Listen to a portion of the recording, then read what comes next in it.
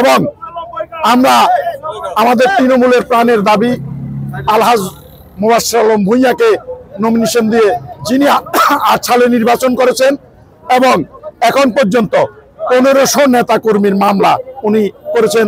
আমি গুলি খেয়েছি, আমি রাজপথে আমার রক্ত কুকুরে খেয়েছে, সেই অবস্থায় মোবাশ্বের ভূঁইয়া আমাদেরকে ছেড়ে দেয়নি, আমাকে চিকিৎসা করেছে, আমার পরিবারের খবর নিয়েছে এবং আমি নির্বাচন করেছি ধানের শীষে।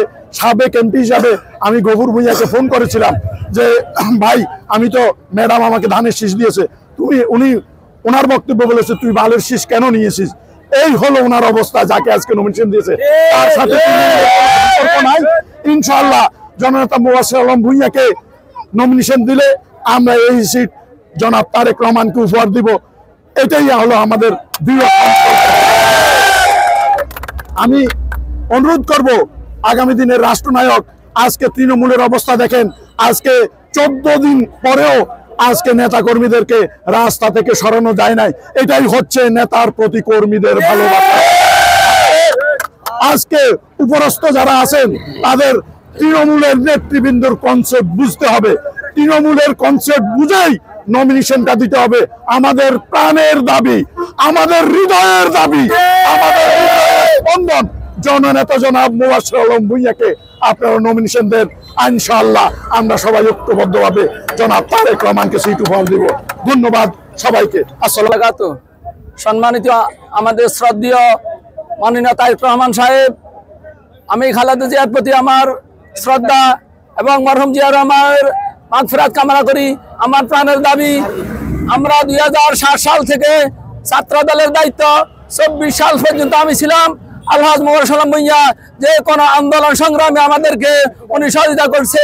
এখন আমাদের প্রাণের দাবি, যিনি 2008 সালে আমাদের ধানের বিরুদ্ধে নির্বাচন করেছে, ধানের শীষকে বালের শীষ বলেছে, যারা কুচক্রবাদী, যারা প্রতারণা করে আমার মোবাশ্বের আলম ভূঁইয়াকে নমিনেশন না দিয়ে ওনাকে নমিনেশন দিয়েছে।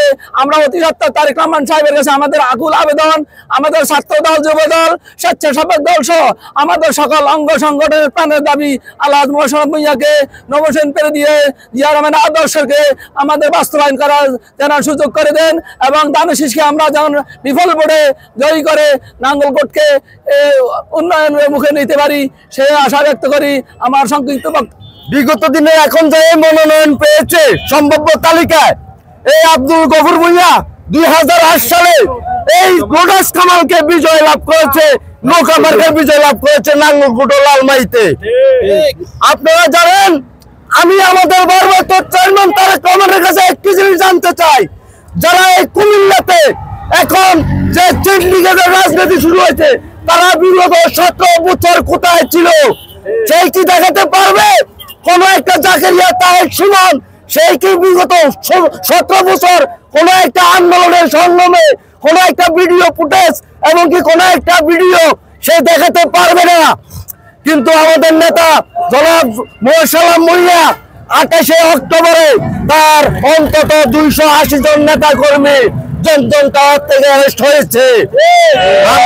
আমরা সেখানে অন্তত সকাল 10টা বাজে ওইখানে আপনারা দেখেছেন, ওইখানে এই পুলিশ ব্যারিকেড দিয়েছে।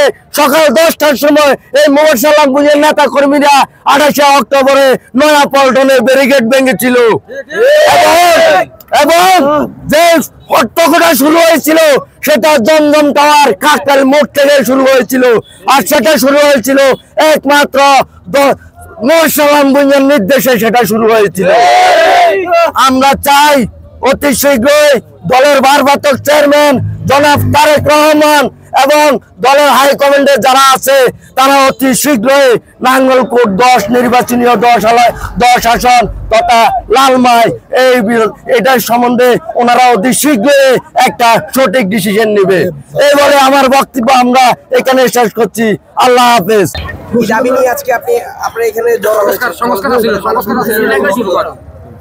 আমরা এখানে এসেছি কেন্দ্রীয় নির্বাহী কমিটির সম্মানিত সদস্য, কুমিল্লা 10 সংসদীয় আসনের মাটি মানুষের নেতা তিনতা জনাব আলহাজ মোবাশ্বের আলম ভূঁইয়ার নির্দেশে আমাদের দলের দুঃসময় যাকে আমরা মাঠে ঘাটে পেয়েছি, সেই মানুষটি দল থেকে বঞ্চিত, নমিনেশন থেকে বঞ্চিত হওয়ার কারণে আমরা এই আজকের 14তম আন্দোলন, আমাদের প্রতিবাদ মিছিল আমাদের এখানে চলবে ইনশাআল্লাহ।